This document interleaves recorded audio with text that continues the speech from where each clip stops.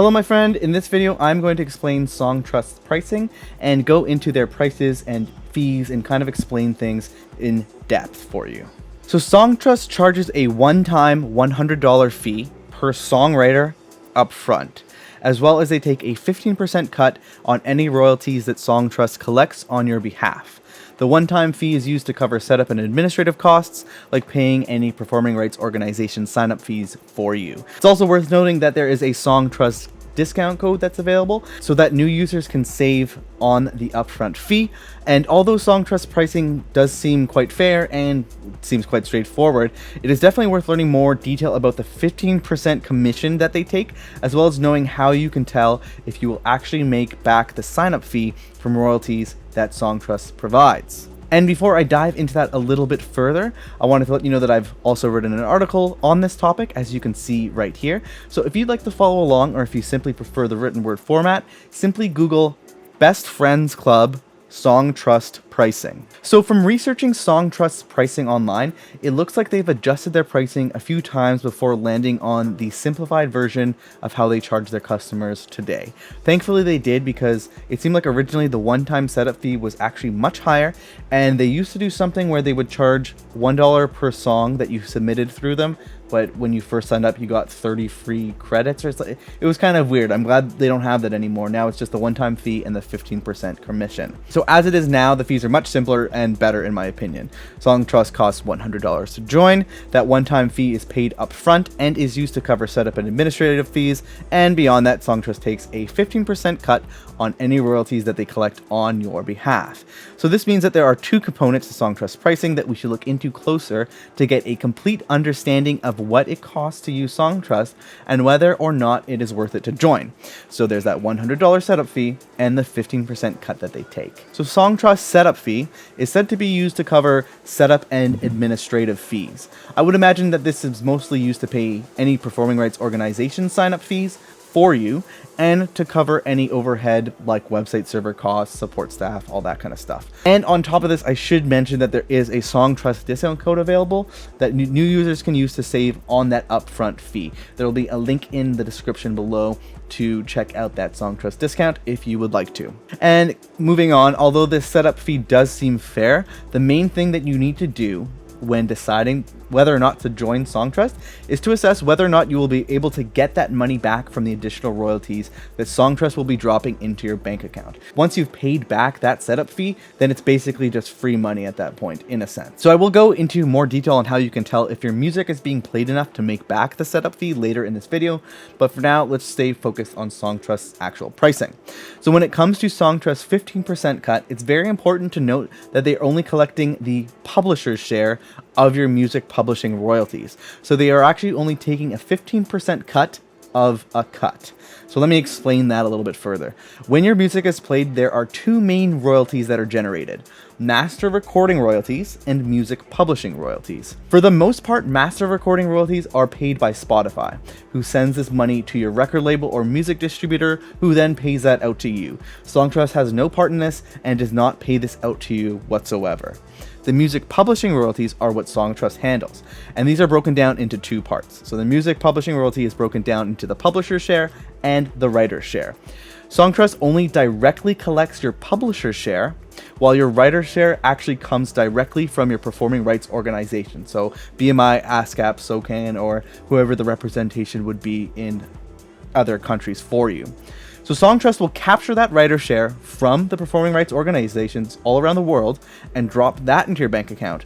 However, because they are only directly collecting the publisher share, they only take a 15% from that particular publisher share, leaving the writer share untouched. So hopefully that makes sense. Then you would probably agree with me that Songtrust pricing does seem incredibly fair in that regard. So the world of music publishing can definitely be confusing, so I'll answer a few common questions on Songtrust pricing before diving into how you can tell if Songtrust is right for you based on your personal situation. So real quick, is Songtrust a one-time fee? Songtrust has a one-time fee per writer to cover setup and administrative costs. Beyond that, there is that 15% cut on any royalties that they collect on the writer's behalf. Is Songtrust exclusive?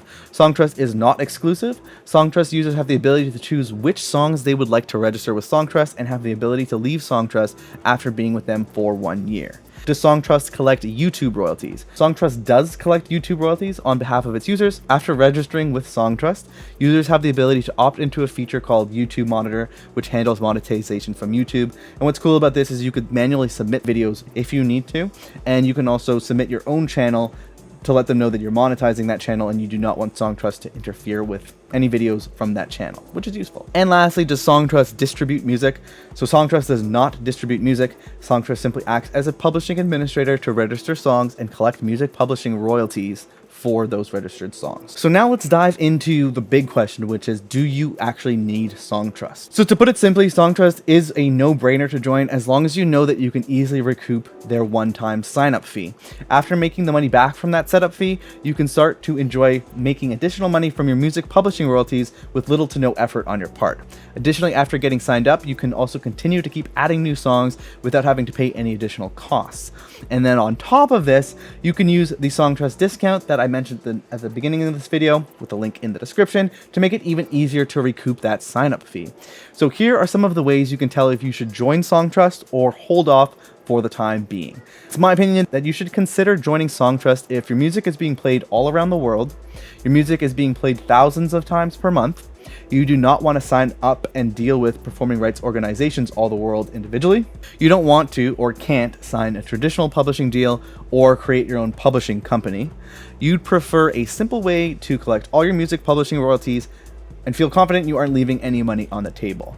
However, to be completely honest, I would say that you should hold off on joining Songtrust if your music is currently not getting very many plays or streams per month in general, and if your music is only being played in 1 or 2 countries. And the reason for that is, say if you're an artist based in the States and your music is only being streamed in the States, it's free to sign up for a performing rights organization like BMI, for example, who will then collect the performing royalties for you. However, there is a part of the music publishing royalties called mechanical royalties that BMI would not collect for you. However, the mechanical royalty part is a smaller portion of it, so honestly, it may not be worth it to join Songtrust just for that. But those are the 2 main things to consider.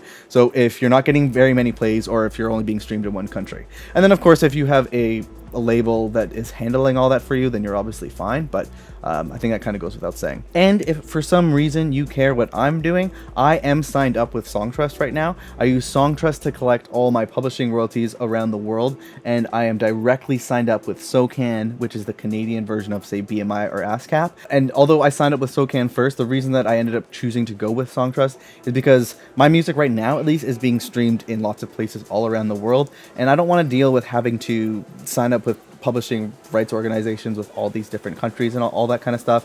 And at least for me in particular, I'm in a position where my music has gotten on over 7 Spotify editorial playlists, and I think I have about 3 million streams right now. So it's being streamed in a lot of places by a lot of people, and for me it just seems a lot easier to easily recoup that setup fee and have them take care of all the music publishing stuff for me. Hopefully that didn't sound like too much of a humble brag or anything, but that's what my personal situation is, and that's why I'm using Songtrust. But with that said, my general advice would be, as long as you can make back that setup fee, then I think it's 100% worth it. If you can't, then you might want to wait and build up your streams first, but that's how I feel about it, at least. So with that said, hopefully you found this video useful, and now you have a better understanding of Songtrust's pricing and how all of that works. If you did find this video useful, make sure that you like and subscribe so that you continue to see more videos like this. And other than that, good luck on your next release, and good luck getting all of the money that is owed to you for your music. And I will see you in the next video, my friend. Have a good one.